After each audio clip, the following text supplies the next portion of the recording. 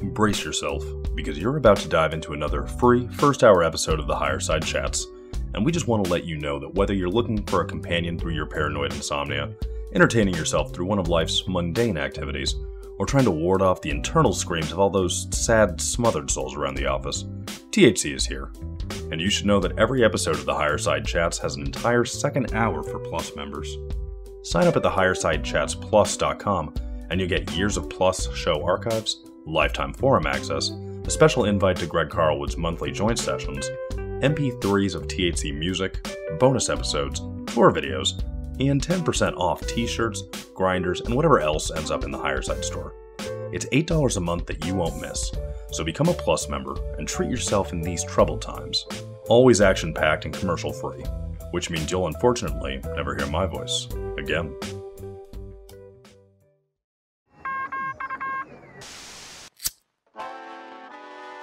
In the 1930s, President Franklin Delano Roosevelt addressed the nation through a series of radio broadcasts known as the Fireside Chats.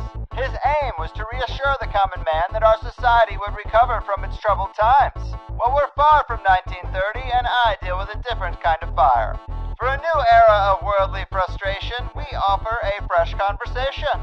I'm Greg Carlwood, and these are the Higher Side Chats. Hallelujah and hello, Higher Side Chatters. From sunny San Diego, I'm Greg Carlwood, and it's no surprise to anyone that the influence of Hollywood is strangely potent. Whether crafting our mental image of historic events, our perceptions of geopolitical warfare, or just generally tugging on our most basic impulses and emotions, it seems that the occupation of the imagination is a key control mechanism in the full-spectrum dominance agenda of the nefarious few. And when one digs deeper into the cinematic apparatus, you find the deck thoroughly stacked with military intelligence families, CIA-groomed celebrities, and a network of schools, studios, and secret cabals crafting all the big offerings of the media machine. It's a tangled web of 8mm magic and mind control with many threads worthy of exploration, and few dot connectors do the deed as well as today's guest, Tiffany FitzHenry. If you're unfamiliar with Tiffany, she's done a lot of writing and producing, but is most well known as the author of the best-selling trilogy The Oldest Soul, whose success started her off on a path most creative artists only dream of, garnering attention from some of the biggest producers and networks in the game. But the Hollywood dream quickly became a nightmare as she learned about the dark underbelly of it all and turned Hollywood whistleblower and independent researcher of that curious crossroads between propaganda and art, entertainment and elite agendas, and her ongoing exposure can be found on her website, tiffanyfitzhenry.com. I know I'm psyched to get into it. The entertainment industry exposer and the Babylonian system bulldozer, the one and only Tiffany FitzHenry. Welcome to the Higher Side. Hi, thanks for having me.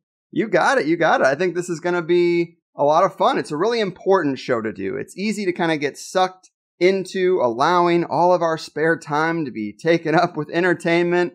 And by exposing the agendas behind our entertainment options and the culture of abuse within Hollywood, it becomes easier to kind of disconnect from it, I think. And of course, your bio suggests that you know this stuff a little bit from the inside. You're more than just an armchair internet researcher, and maybe we can start there. I understand you're working on a documentary, Living the Dream, which is going to detail your Hollywood experience, but give us a taste of what it was like and what it was that woke you up to the fact that maybe this isn't really what you wanted. It's weird. It's all very seductive at that level. So when you have properties that these high-level people want, and you have these people coming at you, it's very seductive. It's what you would think it would be. You're going into these big, beautiful agencies. Everybody's beautiful. Everything is fabulous. They're bringing you lattes exactly as you want them. You know what I mean? It's all like this, oh, you're to be worshipped. We all love your script. We all read it. You're a genius, blah, blah, blah. It's like this seduction scene. It's meant to appeal to the ego. It's meant to appeal to the sort of almost satanic in a way that is like self-worship, right? They start getting you into this like self-worship. And I noticed that right away just because I'm sort of a thinker and I'm sort of a person who just, I'm not necessarily wired that way. So it was odd to me and awkward. And then right away, you start to see the dynamic of what Hollywood is. At that echelon, you really see it really clearly. And the writers and the people who create the content, we serve at the behest of a system. It's not about, okay, great, you've got a great script, we love it, let's make it. It's, are you willing to come into this system, and are you willing to allow your talents and gifts to be used to feed the eye? And they're telling you this in not subtle ways. I mean, in ways that are basically overt. And it's being told by your agents and your managers that you need to be willing to do anything. You're told that from the moment you get, most people will never get, right? You get to the place where you're in CAA, you're in William Morris, you're in these agencies, you're at the top echelon, you're meeting with Disney, you're going to Sony, the Marvel people are landing on the roof. It's crazy town USA. And then at the same time, you're being told you need to be willing to do anything. And you're like, okay, well, calm down. I thought we were just going to make a movie. Like, it's very odd to the person who just is not socialized that way. You know, to the person who's just thought that Hollywood was what we're all told it is, which is, hey, you make something great, you know, or you follow the yellow brick road. And it really is not that at all. It's, are you willing to serve this system? So for me, starting in 2012, I noticed right away these things. And I lived in Atlanta at the time, and Atlanta was starting to burgeon as a hub. And I didn't want to relocate my family, but TV was what I was known for, writing different TV series pilots. And they were like, you have to move, you have to move, you have to move. And I was like, well, listen, I'll be here as much as possible. I will get an apartment here. I'll be here all the time. I'm not going to relocate my family. My kids go to a great public school. I can afford to live in Georgia. Do you know what I'm saying? Mm-hmm. Like, I'm not, you know, but don't worry, that won't be a problem for you. But it was a problem for them because they need to have you 24/7. They need to have you under their thumb. That was just one little thing where it started. And I didn't think it was a big deal. And then it just went from there and went from there and went from there in terms of, this is about, like you said, full spectrum, full dominance control.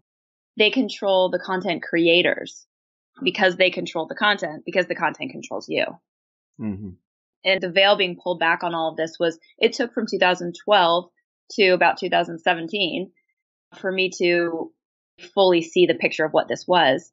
And it took being fully Weinsteined and being, from the moment I was having these meetings and having projects at a very high level and having these high reps, it was being completely hounded for nudes all the time. So it's like, you look at this picture that just came out of this congresswoman, right? You have to understand all these people in powerful positions, whether they're screenwriters whose names you know, or whether they're congresswomen, they're owned. They're literally owned so that they do what they're being told to do. They write what they're told to write. They vote how they're told to vote. Or this kind of stuff happens. Those nudes that I would have sent, which I didn't send, those would have leaked. And it would have been, oh, she got hacked. But to you, to the writer, to the person, to the influencer, it's a warning. Step back over here. Mm-hmm. It's so basic. These are intelligence tactics. It's not complicated. But I think it's shocking for people to understand that it's going on in every place in our society. It's going on for screenwriters. It's going on for directors. In Hollywood, it's going on for everybody above the line. I don't know if your audience know what that means, that comment, above the line. Maybe not. Probably not everybody. Let us know. Well, so in Hollywood, there's a line that basically it stems from the budget. You've got everything that's above the line and everything that's below the line. And most of what it takes to make a movie from a technical standpoint is all below the line. You've got the grips, you've got the sound, you've got the stunts, you've got the effects, you've got the hair, the makeup. These people are all, according to the budget, they're all below the line. Then you've got above the line, which is your actors, your writers, your producers, and your directors. And even when you walk into these agencies, when you walk into CAA, and when you walk into William Morris, if you're above the line, you literally go upstairs. If you're below the line, you literally go downstairs. It is a theme in Hollywood that is completely permeated through the culture of Hollywood. It is the idea of above the line and below the line. And what the line really demarcates is influence. Anyone above the line, you know, you're going to know their name. They're going to be able to tell you who to vote for. You know the name of Steven Spielberg. You don't know the name of the best sound engineer in the world. You don't know his name. You don't know the name of the best stuntman in the world. You don't know his name. The guy inside the Batman suit, you don't know his name. But he can't tell you who to vote for. So they don't care about owning that guy. But everyone who's above the line, these are people whose names you know. These are people who have influence and people who can tell people who to vote for. So this is where that compromise, the control, as soon as you start giving them stuff on you, you start ascending in power. And if you don't give them anything on you and you don't let them compromise you, you're just not going to ascend. It's not a matter of talent. It's a matter of having enough talent and being willing to do anything and being willing to be compromised. It's those two things. Mm-hmm. And people do not know that. People don't understand that. Right. That is a really good breakdown. And you're right. There's just no influence. They're not going to give you any audience without some kind of compromising material. They're not going to take the chance. And you mentioned nudes and hacking. And I do remember that iCloud hack. And there was that one image of the girl from the Hunger Games. And in her picture, she was wearing these long velvet gloves and holding wine, and she was topless. And I was just like, this isn't an image that someone sends their boyfriend. This looks like an Eyes Wide Shut party or something. It looked quite strange. And again, just not surprised. I mean, we've been digesting this stuff for a long time, but it is interesting to hear from someone who's got a taste of it personally. Yeah, it's funny that we didn't know for so long what we were looking at, but now it's so obvious. It's almost embarrassing that we didn't really, and listen, I was on the inside of it and they were trying to compromise me and I still didn't know what was going on. It was, what's going on with this project? I've got Monica Potter attached to produce and star in it. Okay, great. I've got this network who's interested. She's on the top NBC show at the time, Parenthood. She wants to do my show next. Great. All great. Okay, what's going on with this project? What's going on? It would stall. And at the same time, I was being asked to send nudes, which I wasn't doing. I was like, go pound salt. I guess my agents are just gross. I guess they're just unprofessional. Like I just chalked it up to, I didn't put the two things together, that I wasn't doing this part of it so that that project wasn't going forward. And then when I figured all this out, after my fifth big project, after being Weinsteined, after all this stuff, you start to figure out, oh my God, I'm going to have to sell my soul. Okay, wow. Well, I have a decision to make. I know I'm not going to sell my soul, so what am I going to do? And that's when I decided, I was like, you know what? I'm just going to go tell everybody what I figured out, you know? Right.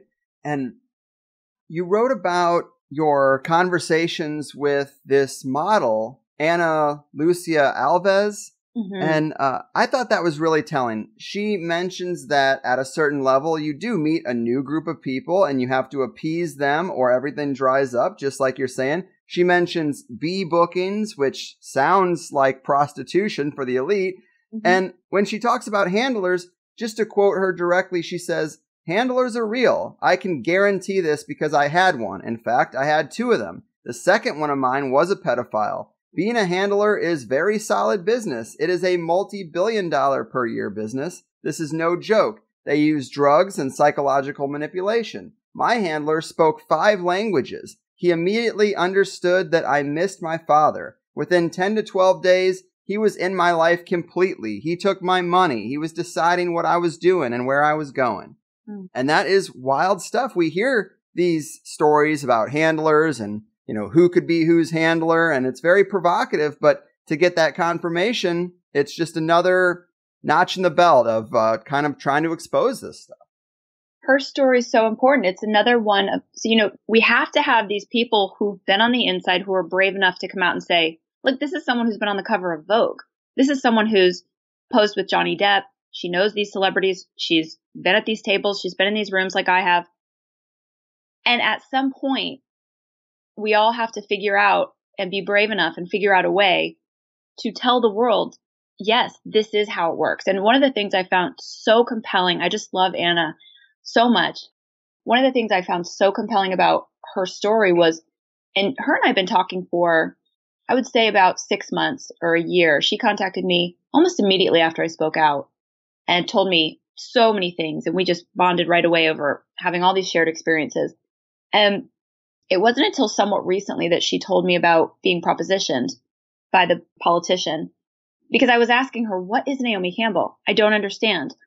Why is Epstein associated with Victoria's Secrets and these modeling agencies? I don't, because she's a model, you know, tell me, I don't understand. And she's like, well, I mean, maybe it has to do with, you know, I was propositioned to become a madam. And I was like, wait, hold on, back up. What happened?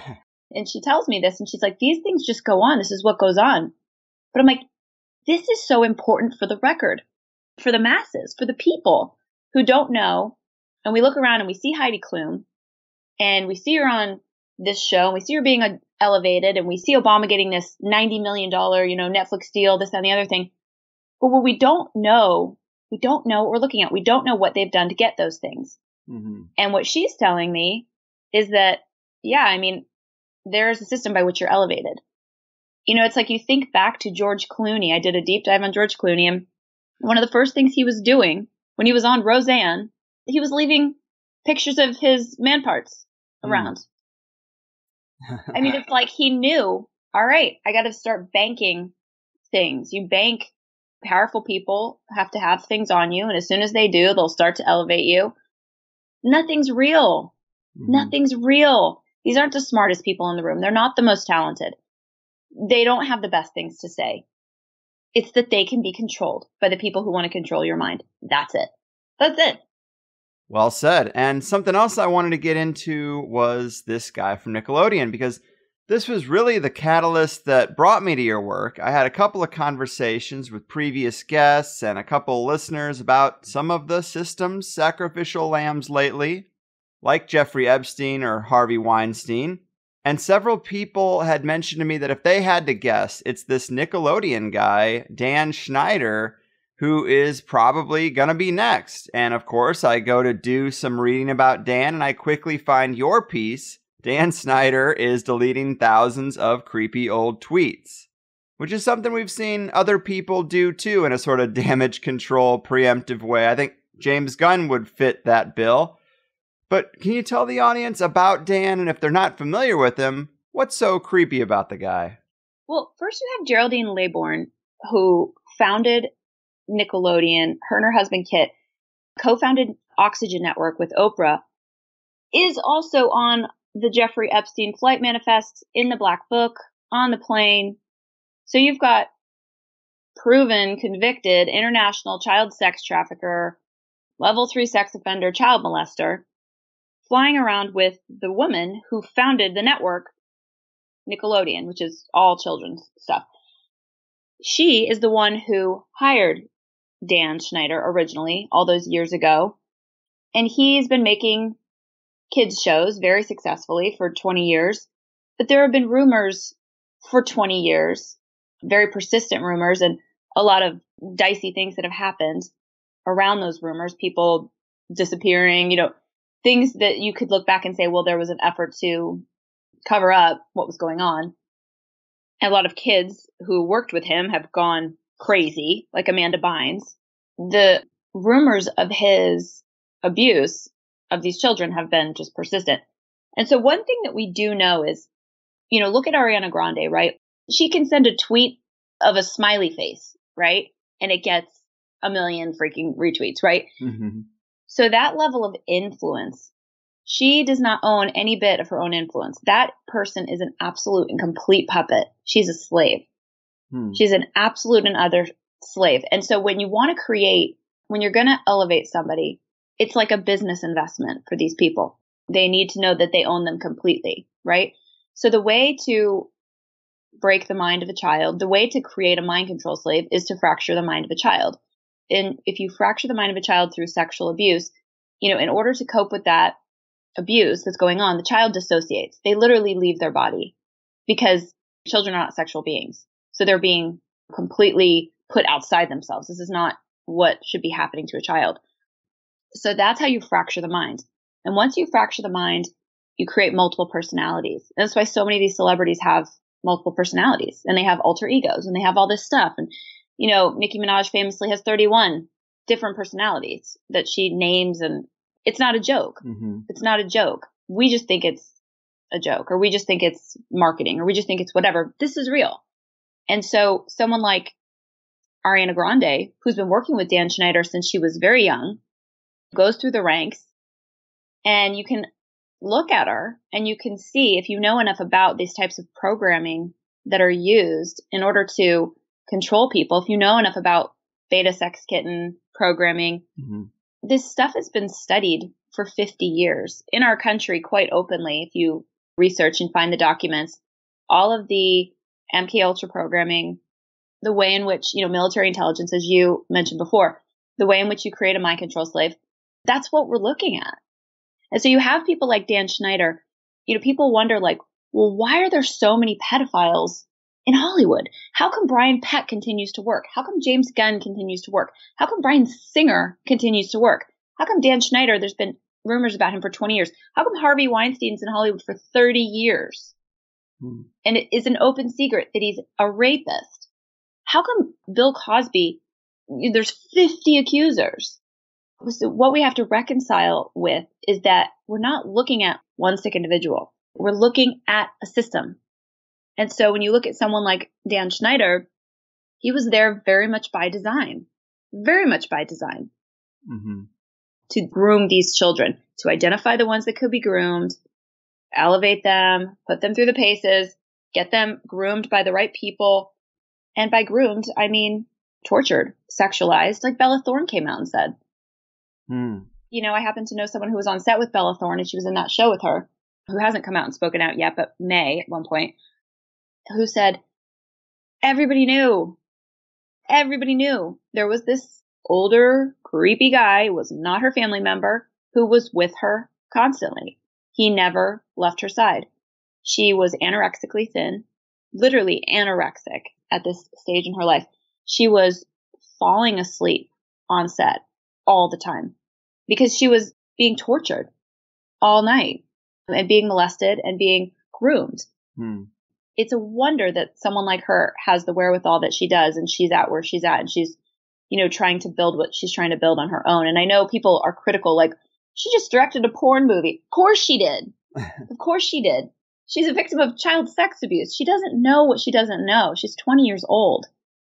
Do you know what I mean? People just really have to give these people grace, I think, and just understand that you probably weren't systematically sexually abused from the time you were 6.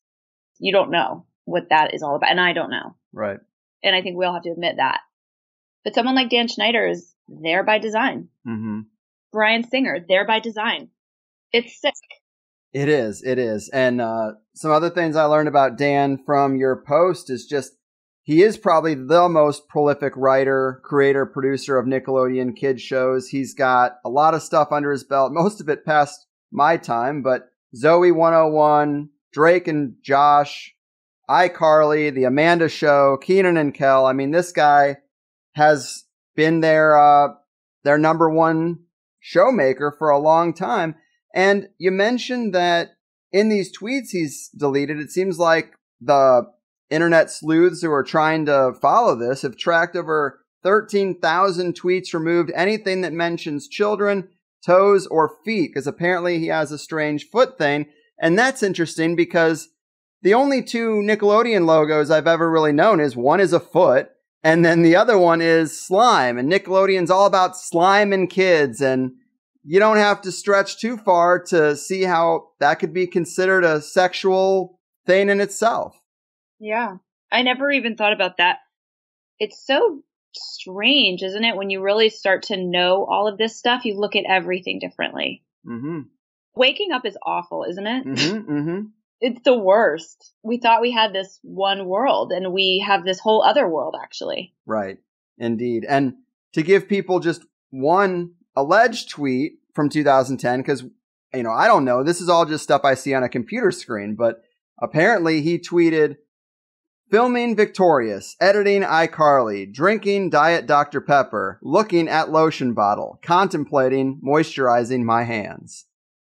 Which is right on that line. I mean, it's past the line. I mean, it's clearly a creepy comment. You're editing a kid's show, talking about lotion, just, and there might be 13,000 other examples along those lines.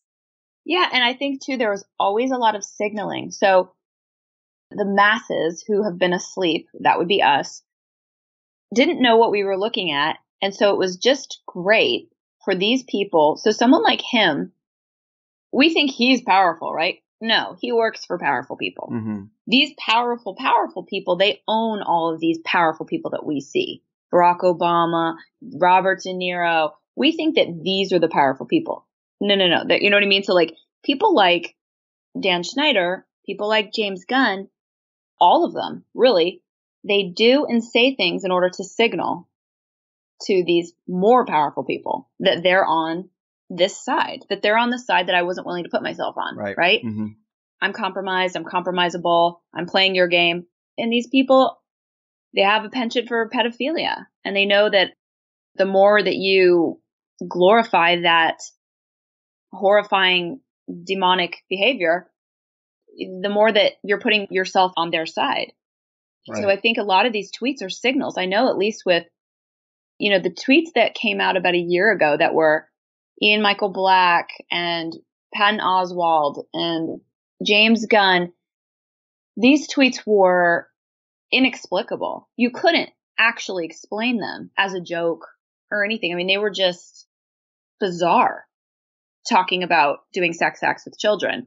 So it's either the person is actually doing them or they're signaling, they're sending messages to arguably, more powerful people who this is their currency. Yes, indeed. And I was also intrigued by this post that you wrote called "Who Was Really Behind the Leaving Neverland Michael Jackson Documentary?" Because there is always a deeper reason for why something appears in the culture and the timing of it. And when it comes to this Leaving Neverland documentary, what was suspicious about its cultural relevance and its timing? Here's the thing about the Michael Jackson thing. The moment you say one word about Michael Jackson, there are two camps out there that are very rabid. Either he's a pedophile or he's absolutely not a pedophile. I don't have a pony in that race. I don't know. I wasn't there. I haven't done the type of research that other people have done into the fact of, was he a pedophile or was he not? So that to me is not the point at all of this story. The point of this story is it was very bizarre to me that right at the height of when a lot of this stuff with Harvey Weinstein was definitely reaching a point where some of it was, I believe, getting out of their control.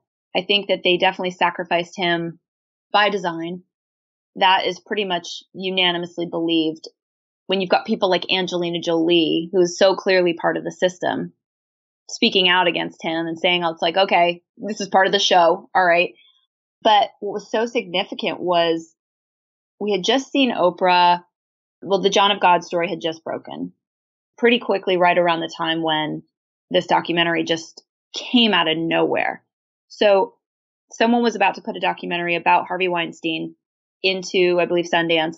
And I don't know if that documentary was not an approved part of this sacrifice, not an approved part of this Harvey Weinstein orchestrated sacrifice. And it was absolutely out of nowhere with like one day to the deadline. This Leaving Neverland documentary came to Sundance. And then all of a sudden you have Oprah on David Geffen's yacht for her 65th birthday. And she's talking about, we're watching this. That's not exactly like something that's just weird. It just got my attention, right? And all at the same time, you had the John of God story sort of breaking wide open. That journalist who broke that story took her own life, 35 years old, mother of 3. Okay. Just a lot of strange things converging all at once made me think. And we're not 100% sure that Oprah was involved with the documentary, but there's a lot of speculation that Oprah, Gayle King, Harvey Levin of TMZ, and also David Geffen were involved in some capacity in the either making of or distributing of and the timing of the documentary. And it looks fishy. It looks weird. It looks like Michael Jackson is the big distraction that you roll out to sort of suck all the oxygen out of the room and make everyone look over here. And I don't think these powerful people care one way or another, as long as we're not looking at what they don't want us looking at, as long as we're looking at something else. I don't think they care particularly about, it's just, we're all fighting. He is a pedophile. He isn't, blah, blah. They don't care. That's fine by them. Let's fight. Let them fight. Da-da-da. Let them dig into that argument. That's irrelevant. All that they care about is that we're not looking at endless war, sovereignty, our own powerlessness in this elite system. Like, they don't want us looking at any of those things. So as long as we're looking at something else, Right. Like you say in the piece, it's like we had this R. Kelly interview come out and this Leaving Neverland documentary. And it is strange. A bunch of billionaires are on a yacht for Oprah's birthday and they decide to sit down and watch this documentary. I think that's kind of stupid. Yeah, it doesn't add up. And I pulled this from it. You did mention John of God a couple times, and we've heard a little bit about that story. But to quote this piece, you say, at the time, we were finding out that a man who Oprah launched to mega stardom was literally farming babies through the sex slavery of very young girls and selling infants around the world to the highest bidder. And wow, I knew it was bad, but I didn't know it was that extreme. Oh, yeah. This was the journalism that came out of a woman named Sabrina Bittencourt. And there's another article on my website. It's pretty far back. It's called Her Name Was Sabrina Bittencourt. You can just Google that. And it's about her uncovering and reporting the story. And if you'd have sneezed, you'd have missed it. Her death, her uncovering the story, everything. It was like a microsecond back last spring. But it was so significant. And it was so important because you have down at this farm in Brazil, or this compound, which was also actually just a baby farm. You have people like Bill Clinton was down there. You have Naomi Campbell was down there. You have Oprah was down there. You have Marina Abramovic was down there filming a documentary of her own. So my question is, could you be at a compound where baby farming was going on and child sex slavery was going on and not know it? I don't think so. I don't think I could be in a place and that going on and bells and whistles not be going off in my head about things I was seeing. I don't think any human who's an adult who has any brains in their head at all could be in a place where those things were going on and not know it. Yeah, I agree with you. And I just wanted to mention with Marina Abramovic, who you said was there and filmed a documentary at John of God's compound in Brazil in 2016. I mean, obviously her name has a lot of weight to it, especially in terms of the occult and magic. And I'm just curious how much weight you put on the idea that a lot of this is spiritual in nature, that there is a deep and serious occult aspect to all of this, and that isn't just arbitrary. It's not just blackmail. It's actually, on a deeper level, something profound and kind of based in their belief system. Oh, they absolutely believe in the spiritual realm so much more than we would ever. We who believe in God and we who believe in good, we don't want to believe that the people who believe in a different God or who worship Lucifer or whatever, we don't want to believe that they actually believe in the spiritual realm because we want to have that for ourselves. Like that belongs to us. Oh, no. No. I would say their beliefs are even more intense because they go to, when's the last time you did rituals, right? When's the last time you went to the trouble of lining up different aspects and astrological things and numbers? And no, because you've got God on your side. You don't need to do spells. Do you know what I mean? It's like we're pulling from the power of the actual power of the universe. But you need to do spells when you're trying to conjure up power outside of God, right? And these people believe and they work at and they have a very strong spiritual side of all of this. They want your soul. They want that energy because they're not drawing from the source, which is God. So they need your soul. They need your mind. They need your life force. And they need that from the screenwriter, the director, these people, not for nothing, but selling your soul. It is all very spiritual. Mm-hmm. If you think just about the concept of selling your soul, and then all of a sudden, if I would have done the things that were asked of me, I would be a different human. I would be a different incarnation of myself at this point than I am now. Mm-hmm.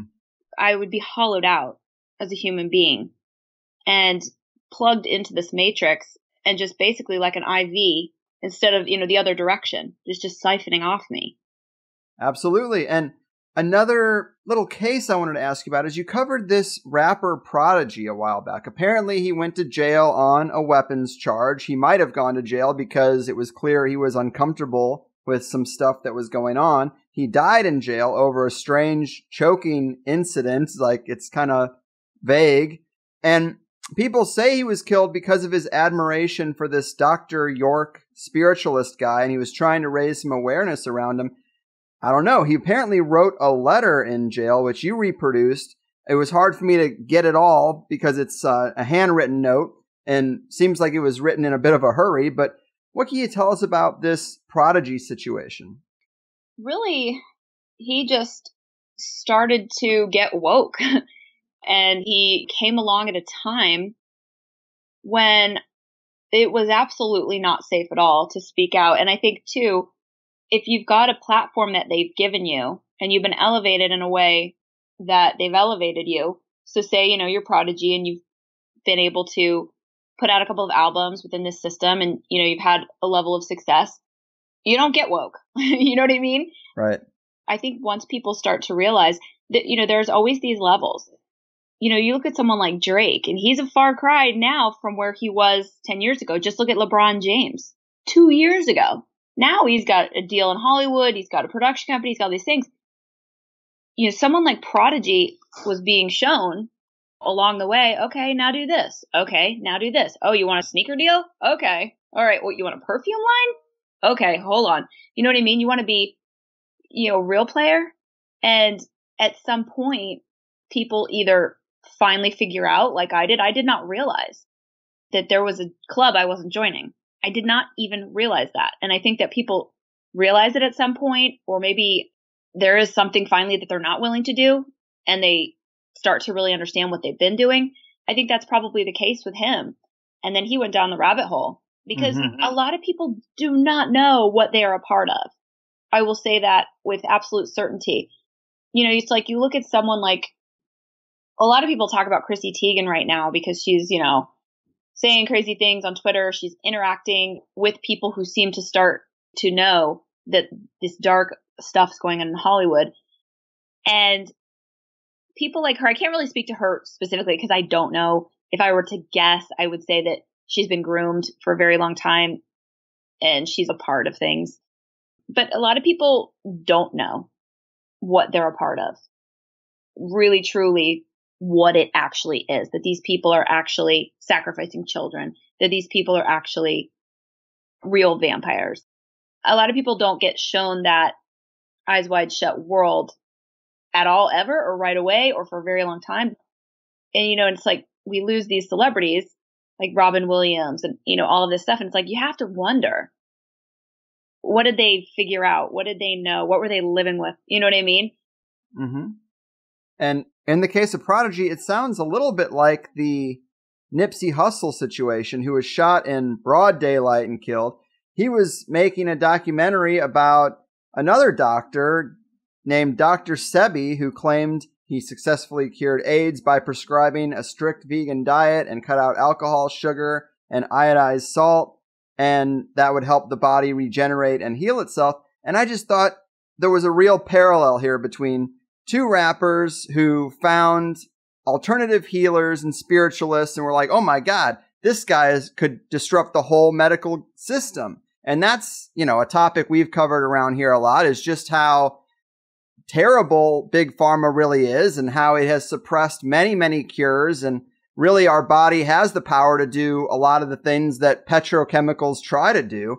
And it's just interesting because I don't know much about this Dr. Sebi guy, but you try to use your platform for good. You try to elevate something that upsets the apple cart. And of course, they just take it away. I think pharmaceuticals are a huge part. I know that pharmaceuticals are a huge part of what's being used to generate sort of MK Ultra on an individual basis. These celebrities are kept drugged. That's been coming out more and more increasingly. And then as a society, we're being kept drugged. And I think if you go back to even just Bill Cosby, the fact that he was drugging people, but go back even further, he was naval intelligence. He was at Bethesda Hospital in Quantico, Virginia. He was in Argentina, where all the experiments of MK Ultra drug were going on. And so was he experimenting on people? Was he, from the 60s, he was basically in Hollywood with no acting experience whatsoever. He's brought in from the military to do a show called I Spy in 1968. And it was about the CIA. And it was the first show, CIA was involved in the making of it. It was like the first show that really presented the CIA in this charming sort of light. And what is all that? And then he goes on to be drugging and raping women for the next 30 years. That's just not what he was very closely associated with. Hugh Hefner, you know, who was basically also a Hollywood handler, also associated with the CIA. So you go, what the heck are we looking at? And when you talk about the pharmaceutical industry, I think it's been, you know, since the 40s and the 50s and LSD and all of these different experiments and all of the different ways in which they've figured out chemically how to mind control people. We're there. We've arrived. Where either all our celebrities, also us as a society as a whole, are being absolutely zombified, mummified, mind controlled. I think it's just so important to be pure of all chemicals and to not take the bait of, oh, you have depression, oh, you have anxiety. You know what I mean? It's like, no, you're plugged into a matrix that sucks your lifeblood out of you. So probably what's happening. Yes, well said. And I wanted to also ask you about the Good Club. I mean, we've seen these sort of think tanks and consortiums and cabals before, CFR, the Bilderbergs, but this is a new one. To quote your tweet, you had said, back in May, Bill Gates, George Soros, Warren Buffett, Oprah Winfrey, David Rockefeller, and Ted Turner anointed themselves the Good Club. You know how Google said, don't be evil, and then turned out to be totally diabolically evil? This is like that. And that's well put. But what else can you tell us about this group and what they're up to? What agendas did they sort of come together around? What's crazy is that their first meeting was 2009. The first meeting of this Good Club was actually 10 years ago. And their agendas are basically everything, and George Soros as well. Did you mention him too? Yeah. Everything we're seeing playing out right now. I mean, I don't know where your audience is in terms of where they think we're at this moment, but you guys, we're all here for the big show. Like, we're here for the big show. And we've reached that moment, I believe, where you've got these very powerful people who are working for the other side, and they're putting their best foot forward in terms of exacting an agenda of control to get us into a complete dystopia. Because what's happening is our consciousness is rising, and consciousness only works one way.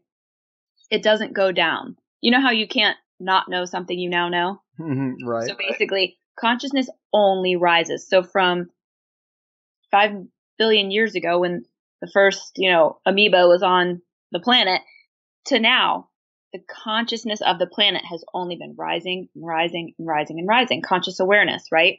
We're getting more intelligent. People don't really believe that because we don't look very intelligent a lot of the time.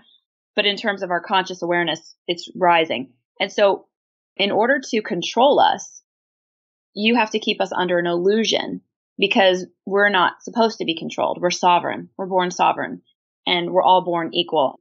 But in order to keep a matrix, in order to keep a prison pyramid where, in order to have cattle and a few at the top, right? You have to lie to us. You have to have all of these elaborate systems to keep everybody herded in. And what's happening is they've just been devising more and more and more and more ways to keep us in this system. But at the same time, our consciousness is rising. So we've reached this point right now. And this is what I think the Good Club is really all about. It's really about, at the 11th hour that we're in right now, keeping us in this system is becoming more and more difficult, because we're having this point, we're reaching this inflection point where we can see it all now, and the illusion is wearing off and the lie is wearing off. So how do you keep it going? So these people, like what George Soros is doing, they're all doing different things, but they're all working together to the same end, right? Bill Gates is doing it with vaccines, and they're all working to the same end. And it's not to save the planet. It's to save the planet for the elite. It's to keep this system in place where Obama can get a $90 million Netflix deal and keep control of the minds of Americans, because that's what really matters. And everything that we're looking at is so extreme at this point.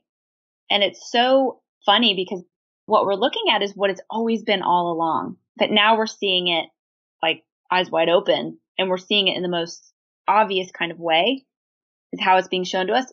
Or maybe we're just more awake, but everything looks like what it really is. Mm-hmm.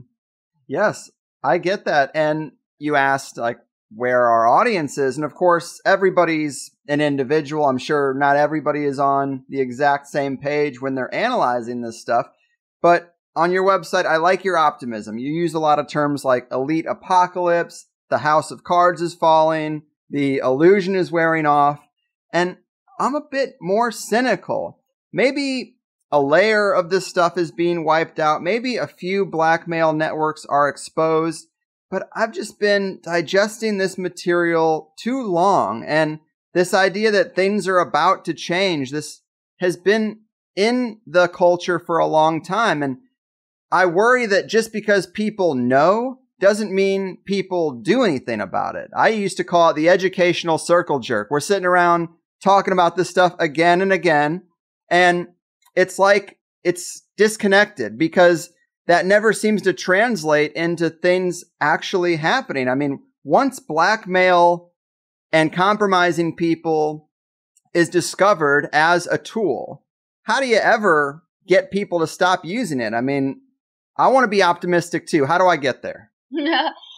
I just write what I feel. And in terms of that optimism, I feel that there is, just over the last 2 years, I would say, an awakening that's been much more mass in scope. But I will agree with you when I say Americans are the single most brainwashed people on the planet. More money and resources go into controlling the minds and frankly abusing the minds of Americans than anything else on earth. The mind of an American is the most expensive real estate on the planet. And we don't realize that. And we don't realize that, you know, if you take a visual of the whole world and the way that this fallen world runs, above it would be a giant brain, and the cabal would be plugged into that brain. And that brain symbolizes America, the American mind. It all rises and falls on that one thing. The global war, everything. It all comes down to the mind of Americans. It just does. And that's why Hollywood exists. That's why our news is the way it is. And that's why we're kept in this illusion that we have this freedom and we have all this stuff. And what I do see is, I don't think it's perfect by any stretch. I don't think the wheels are about to come off. I think we're in a long process. But what I do see is a ton of awakening. And I also try to put out what I want to happen. And so I speak to, Bill Gates is over. I tweeted that this week. Because you know what? I decided it's true that Bill Gates is finished. And he decided things and he wants to put them out there. But you know what? The things I decide, I'm going to put out there too. Yeah. We have to start to understand that we have the power. We've always been shaping this reality. They've just been telling us what to shape. So I like to try to shape the reality that I want us to shape and inspire others to do the same, because we're so disempowered and we've felt so disempowered for so long. Like something's got to happen, like something this, something that. Well, like, what are you doing? Because I'm trying to build a counter Hollywood outside the system so that you have content that is not being controlled by compromised people and is not part of a machine narrative of the cabal. What are you doing? You know what I mean? To people who, it's like, I think that if we want to build a different world, we can just get up and build it. And we wait for so long because we're so conditioned to having kings and to having a dynamic where we're disempowered. And that's true. But if we don't want that anymore, we just have to declare it and we just have to start building what we do want. So to me, that's where my optimism comes from. It comes from a place of knowing we can just build what we want. And I'm just going to build a world where everybody gets it and we all build something new. You know what I mean?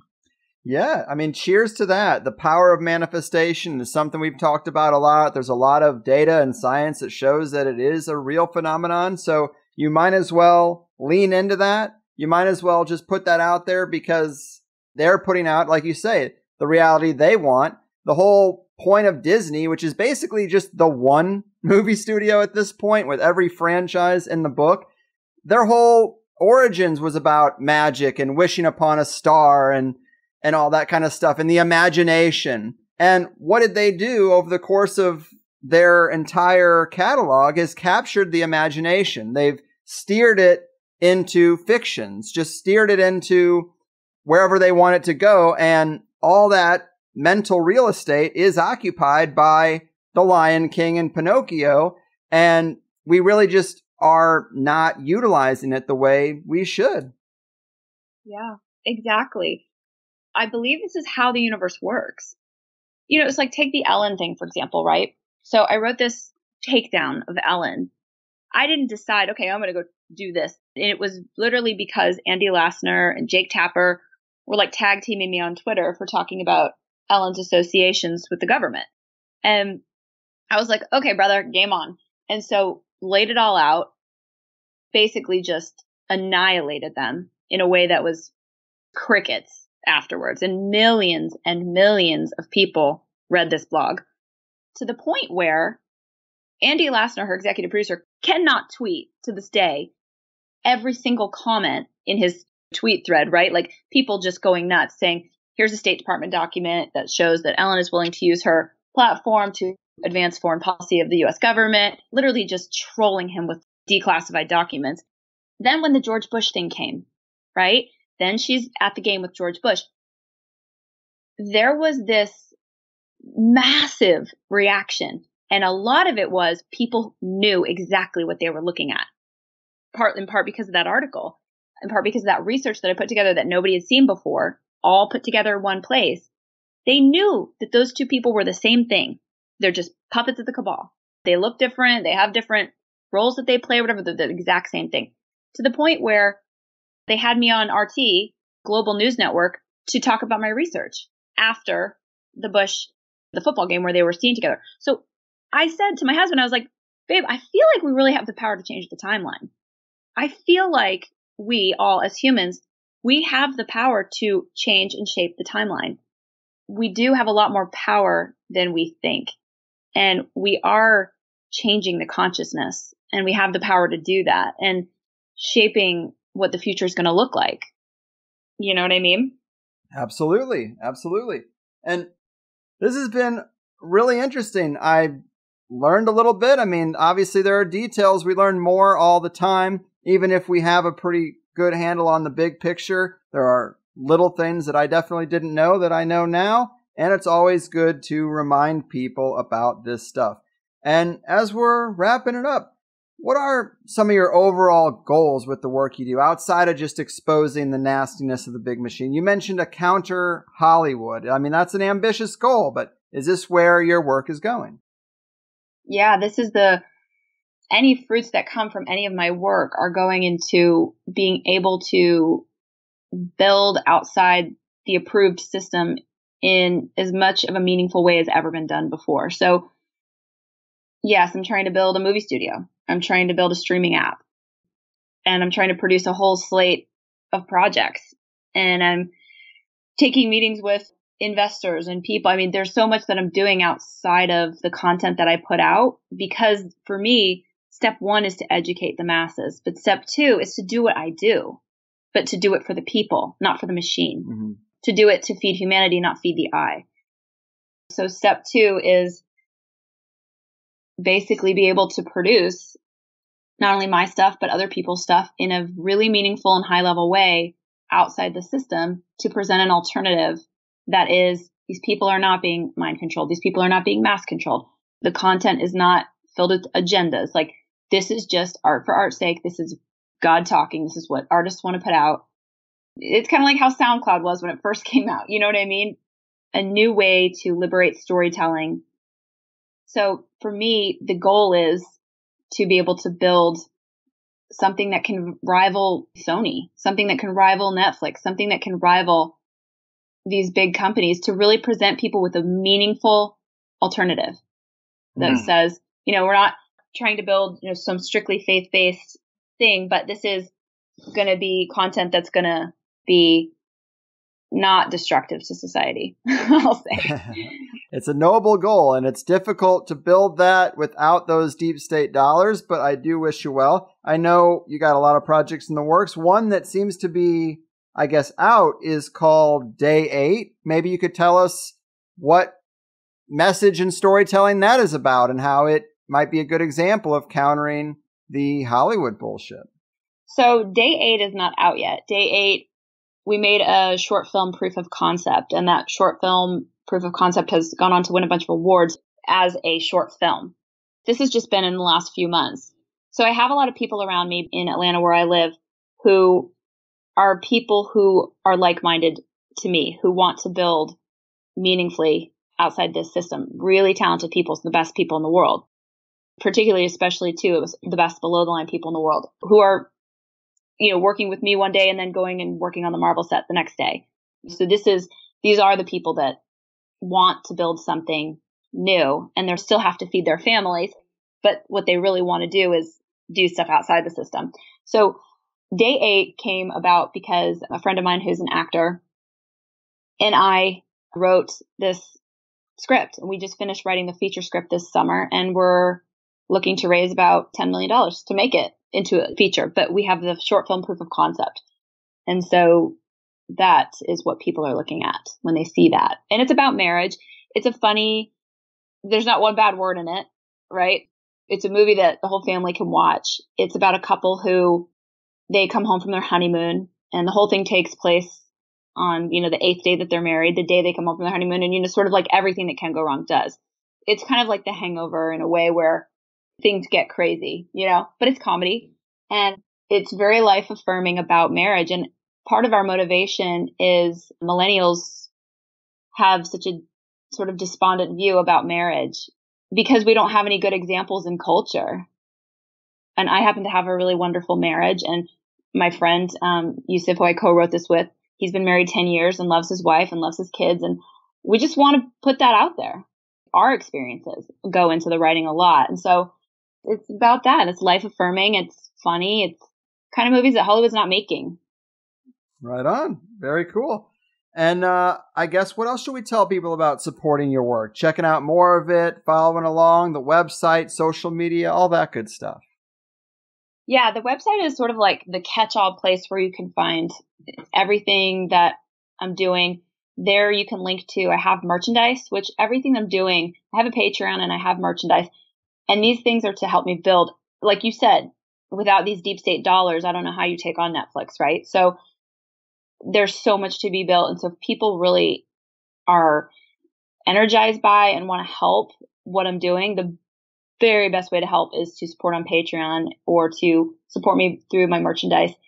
And so I make these cool sweatshirts and t-shirts and stuff that say like conspiracy theorists are sexy and like, just fun things. Hollywood is canceled and stuff like that. But really just in order to help me produce content, to do what I did with Day 8. I mean, we spent about $10,000 making Day 8 to get to the point where we could start to get investors, so this is not money I have to spend. So you just have to start putting your money where your mouth is. But any help that I can get from people in order to build, that's, so appreciated. So I have a Patreon that you can get to from my website. The website, I put out blogs about 1 or 2 a week. And then I have a YouTube channel where I'll put out these interviews that we've talked about, 1 or 2 videos a week, sometimes more.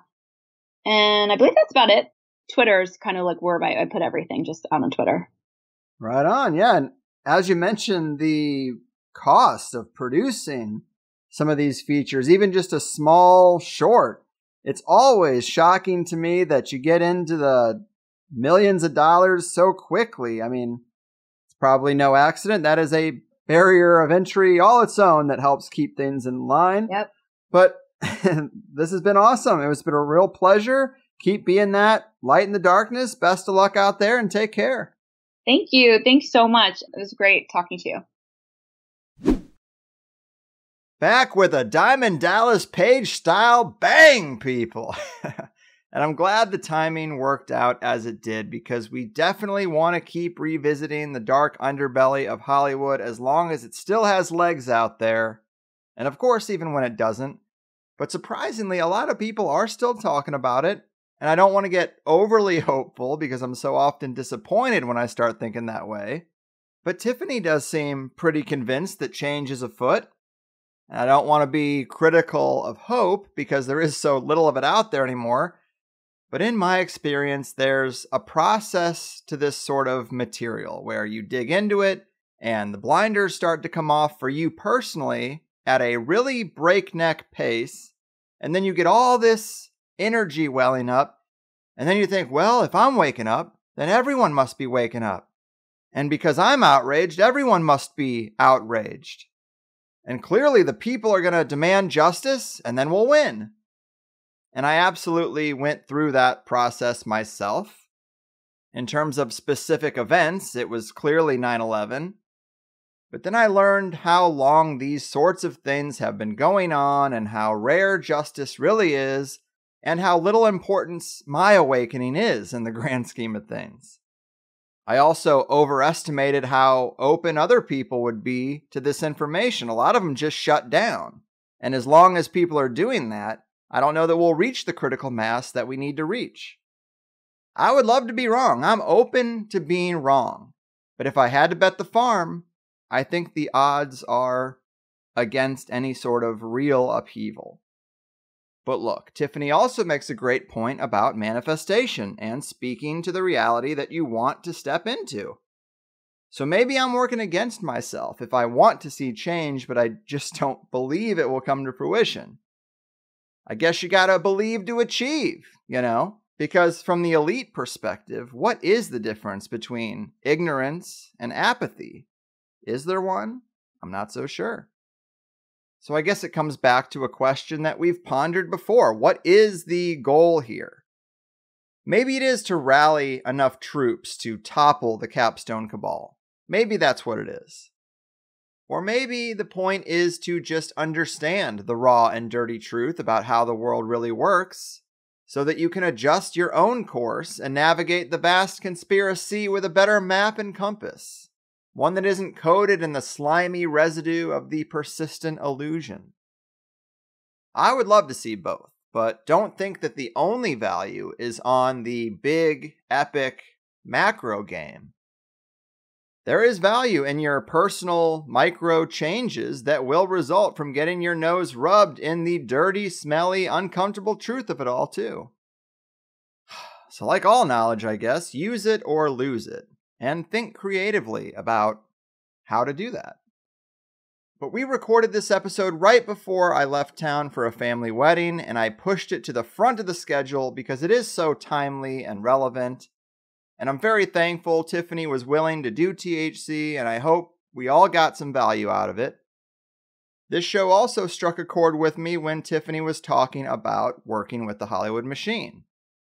I don't discuss it a lot, but I've had several meetings with several production companies in the past couple of years. Maybe a dozen or so. Some have gone further than others, and I learned that a lot of these people are just low-level employees who are milking me for ideas, so I've learned to be a little less talkative.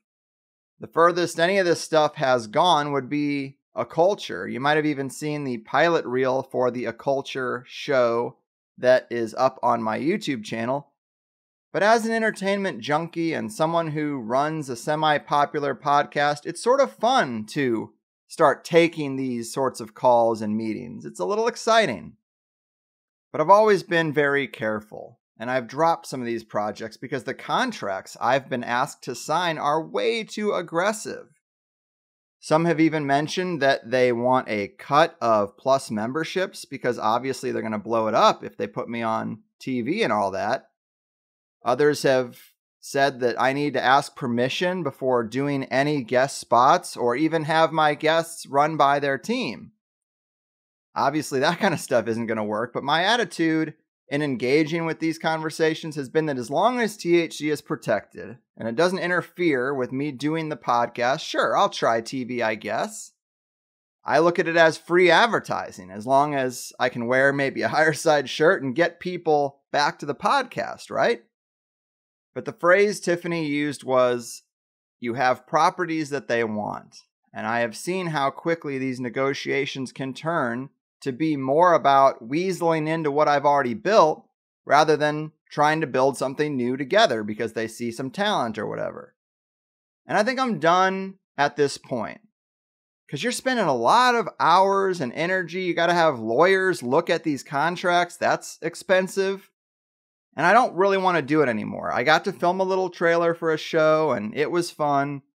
But I honestly don't need it. And I think I'm past it all. You know the old phrase of they need you more than you need them. I get why in a pre-internet world a struggling actor or comic would sign these shitty one-sided deals because they have nothing. But to come at me with that same energy doesn't work because I'm not desperate for anything. Anyway, I just thought this episode was an appropriate time to talk about some of those interactions a bit. Although I've never been invited to the parties or asked for nudes, but I've definitely been presented with contracts that if I didn't read them, or if I just got too excited and signed them, I'd have been really screwed. Luckily, I'm just a bit smarter than that. But I do get the sense that even people in the conspiracy realm, when they get that call, they do want a taste of the forbidden fruit. I think that's why a lot of hosts aren't too critical of the To the Stars Academy or any of this disclosure rollout, because they want to be involved. They hope to get the big guests and get the big scoop, even if they know in their heart of hearts that it's not really genuine. It seems like when push comes to shove, some of them just want to be in the big club. I'm not going to name any names, but you can figure it out. And the only reason I don't have to care, the only reason I can talk so high and mighty about this stuff is because of the Plus members. So I really have to thank you guys for granting me the privilege of being independent and not having to engage with any of this stuff for my own success. It's why we do it this way. It is why we have no food box or underwear subscription sponsors, and I appreciate that you trust me enough to stay out of the muck, especially with the turbulent summer we've had with the infrastructure. A lot of you guys have been with me long enough to know that the standard is that everything runs smoothly, and we had a little bump in the road with the transition, but I've gotten so many messages that have lowered my stress level because they've said things like, look, man, I've been listening to you for years. Everything has been so smooth and easy. I get that you made a transition, and I'm sticking with you through it. And that does mean a lot.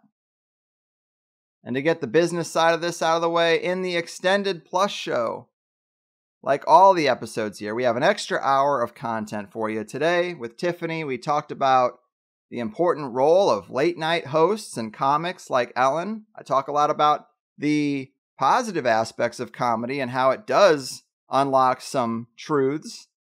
But there's also a negative side and how the machine uses comics and comedy.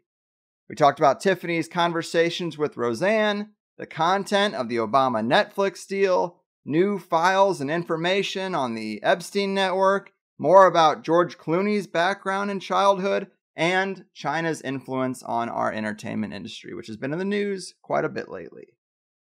But to get back to privacy and THC, when I was out of town for my brother-in-law's wedding last week, some idiot hacker got into my Twitter account and sent a bunch of messages trying to start shit with Joe Rogan and announced that I was quitting the show. And then they tried to close my Twitter down entirely. Luckily, I got it back, but I was still flooded with messages from people who thought I would actually quit THC and that I would announce such a thing on Twitter. No, that's never going to happen. This is my job. I put all my eggs in this one basket, and I'm riding this digital horse into life's last sunset. I'd quit Twitter before I quit THC. And I'm surprised how many people fell for it. I'm disappointed, to be honest. I thought you knew me better. But luckily, I got a lot of support out there, not only other podcasters who are quick to ask me what was going on and then get the message out that everything was fine and would be brought back, but I also have listeners who are quite talented in the digital space, and some people have gathered all the info they can about the location of that sign-in, and I'm not that concerned on if they can find the person or not. But when you mess with public figures, they do actually have some pretty useful resources sometime, and their passionate, talented fans will want to help. So I'm just going to do my thing and let them do theirs. And I don't want this story to take up any more time than it has to, because these people get off on the impact they make. But it's just another reason why I need to share even less about my personal life and what I'm doing. Because almost every time I go out of town, something happens. And I'm just going to be quiet.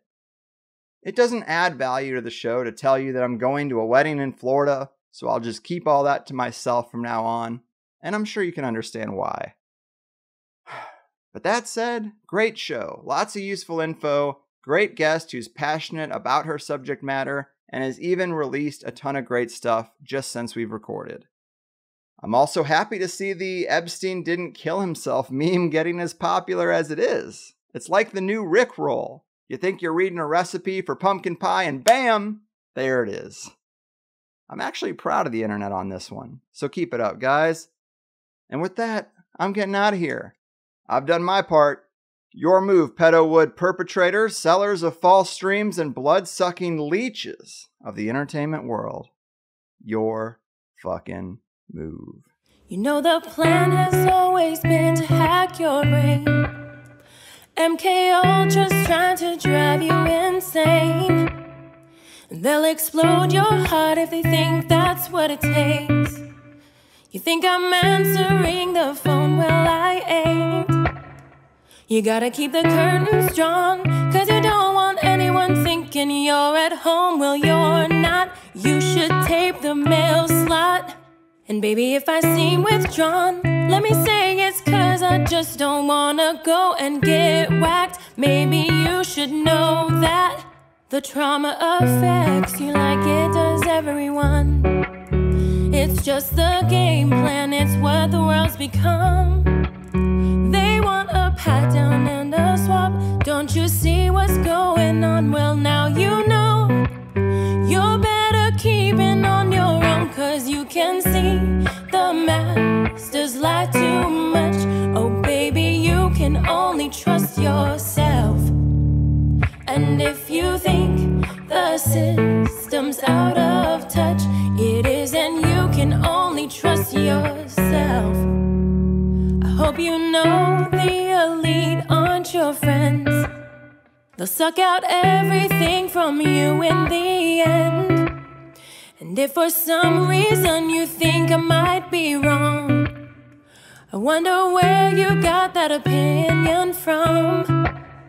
You gotta keep the curtains drawn, cause you don't want anyone thinking you're at home. Well, you're not. You should tape the mail slot. And baby, if I seem withdrawn, let me say it's cause I just don't wanna go and get whacked. Maybe you should know that the trauma affects you like it does everyone. It's just the game plan, it's what the world's become. They want a pat down and a swap. Don't you see what's going on? Well, now you know. You're better keeping on your own, cause you can see the masters lie too much. Oh baby, you can only trust yourself. And if you think the system's out of touch, it is, and you can only trust yourself.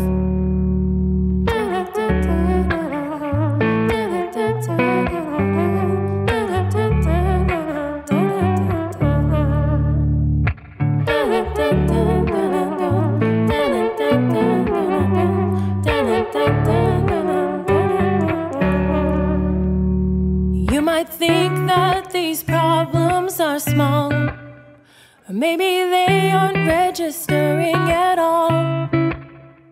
Now they know you're naive and vulnerable. You won't believe all of the stunts that they'll pull, cause you can see the masters lie too much. Oh baby, you can only trust yourself. And if you think the system's out of touch, it is, and you can only trust yourself.